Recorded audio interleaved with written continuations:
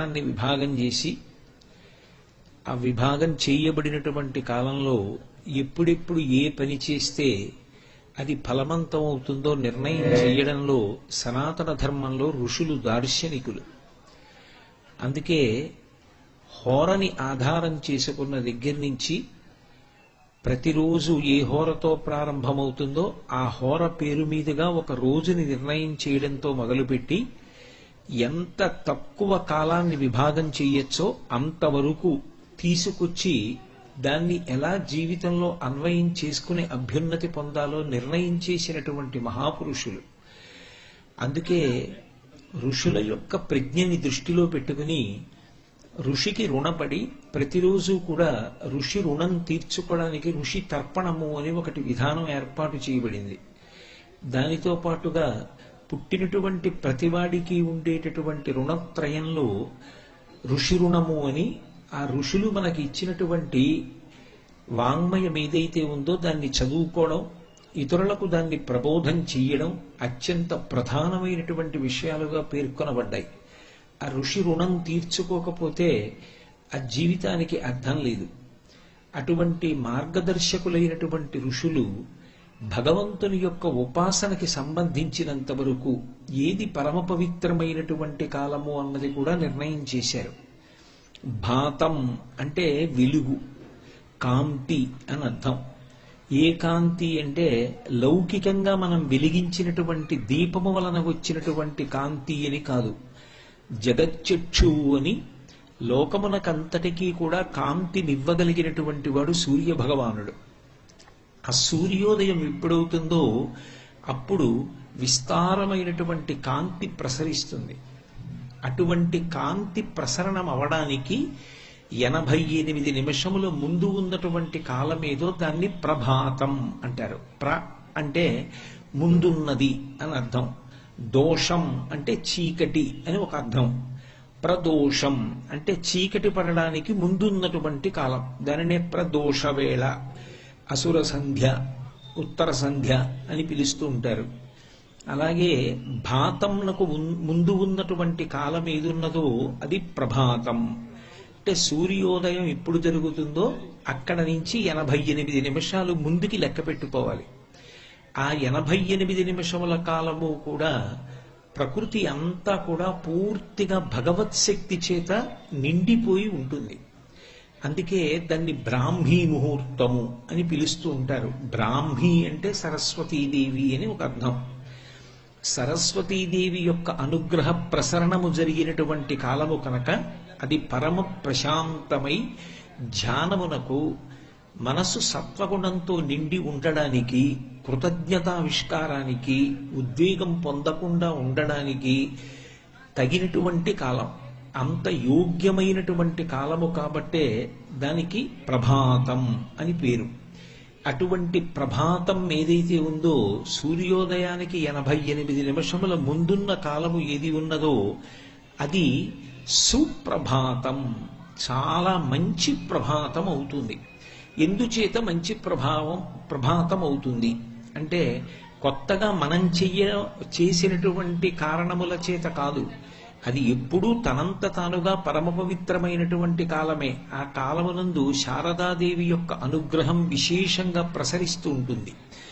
అందుకే పూర్వం తెల్లవారుజామున లేచి చదువుకోండి, ఆ కాలంలో చదువుకున్నటువంటి చదువు బాగా జ్ఞాపకం ఉంటుంది అంటుండేవారు. అయితే సుప్రభాతం అది ఎప్పుడు మంచి ప్రభాతం అవుతుంది అంటే ఆ కాలమునందు నిద్ర లేవడం అనేటటువంటిది ఒక గొప్ప అలవాటు. అందుకే ఆదిత్య హృదయంలో ఒక నామం ఉంటుంది, కృతఘ్నఘ్నాయ దేవాయ జ్యోతిషాం పతయే నమః అని.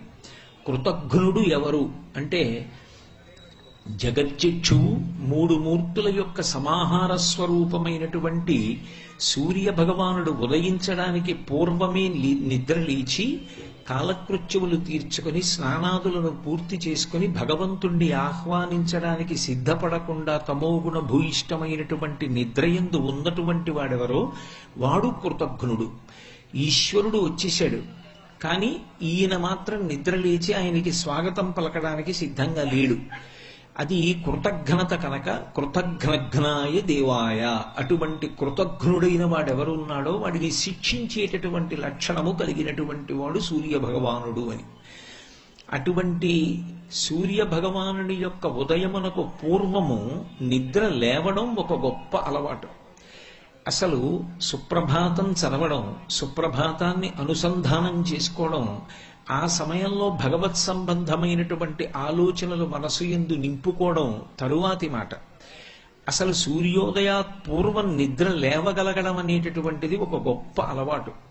వాల్మీకి రామాయణంలో రావణాసురుడు తప్పు చేస్తే తప్పు అంటారు, ఒప్పు చేస్తే ఒప్పు అంటారు. ప్రభాత కాలమునందు రావణాసురుడు నిద్రలేస్తే వాల్మీకి మహర్షి అంతటి వారు దానిని మంచి అలవాటుగానే పేర్కొన్నారు. నిద్ర లేవగానే పరకాంతను గురించి కామంతో స్మరిస్తే అది దుర్మార్గపుట ఆలోచన. ఆ కాలమునందు భగవత్ సంబంధమైన ఆలోచన మాత్రమే మనస్సునందు నిలబడాలి. ఎప్పుడైనా సరే మనిషికి అభ్యున్నతినివ్వగలిగినది, మనసుని ప్రశాంతంగా ఉంచగలిగినది ఏది అంటే భగవంతుని యొక్క ఆలోచన ఒక్కటే. ఎందుకని అంటే కరిగేటట్టుగా చెయ్యగలిగేటటువంటి లక్షణం ఎక్కడుంటుందో అదే భగవంతుని యొక్క మూర్తి. పంచదార నీళ్లలో కలిపాననుకోండి, కొంతసేపు అయిన తరువాత ఇక పంచదార తన అస్తిత్వాన్ని పొంది ఉండదు. అది నీటిలో కరిగిపోయి పంచదారలోని తీపి నీటిలోకి వెళ్ళిపోతుంది. ఒక ఉప్పు బొమ్మ సముద్రపు లోతు నేను తెలుసుకుంటానని సముద్రంలోకి ప్రయాణం చేసింది అనుకోండి, సముద్రపు లోతెంతో కనుక్కుని వచ్చి చెప్పడానికి ఇక ఉప్పు బొమ్మ ఉండదు. ఉప్పు బొమ్మ సముద్రంలో కరిగిపోతుంది. అలాగే భగవంతుని గురించినటువంటి చింతన ఏం చేస్తుంది అంటే భగవంతుని యందు ఐక్యమైపోవడానికి కారణమవుతుంది. అలా భగవంతుని గురించి చింతన చెయ్యడానికి పరమ యోగ్యమైనటువంటి కాలం ఏది అంటే ప్రభాత కాలం.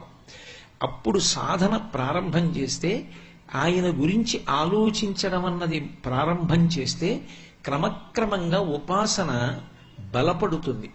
బలపడి జీవితంలో ముందుకు వెళ్ళడానికి అవకాశం కలుగుతుంది. పైగా బ్రాహ్మీ ముహూర్త సమయమునందు ఏ ఆలోచనతో ఉంటాడో ఆ ఆలోచన మనసు ఉద్విగ్నత పొందకుండా ప్రశాంతంగా ఉండేటట్టు చేస్తుంది. ప్రశాంతమైనటువంటి మనసు నుండి ప్రశాంతమైన ఆలోచనలు, సరి అయినటువంటి నిర్ణయములు, సరి అయిన నిర్ణయముల వలన సరి అయిన కార్యములు రూపుదాల్చి తాను అభ్యున్నతిని పొందుతాడు, సమాజము అభ్యున్నతిని పొందుతుంది. అందుకే సుప్రభాతమునకు విశేషమైనటువంటి ప్రాధాన్యత ఏర్పడింది.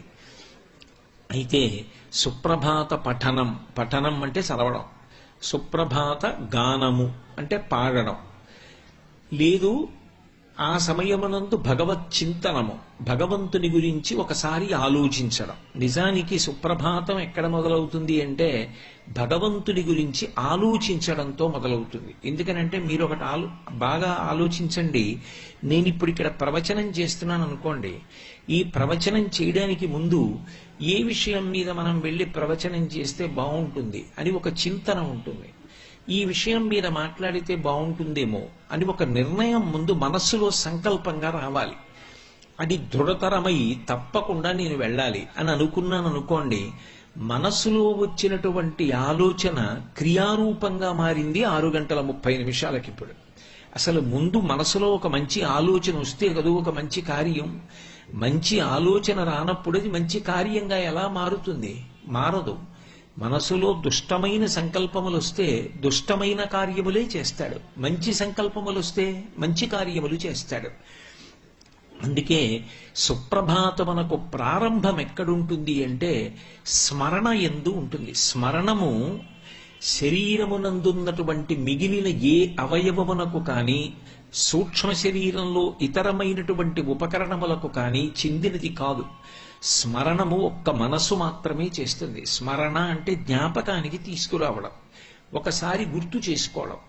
ఆ గుర్తు చేసుకోగలిగినటువంటి లక్షణం ఎవరికి ఉంటుంది అంటే ఒక్క మనస్సుకే ఉంటుంది. అందుకే పైకి ఏమీ చదవకపోవచ్చు, పైకి ఏమీ పాడకపోవచ్చు, కానీ చింతనము తంతు అంటారు. తంతువు అంటే దూది పట్టుకుని సాగతీస్తే తీగ కింద ఎలా వెడుతుందో అలా చింతనము కొనసాగినా కూడా సుప్రభాతమే కాదు.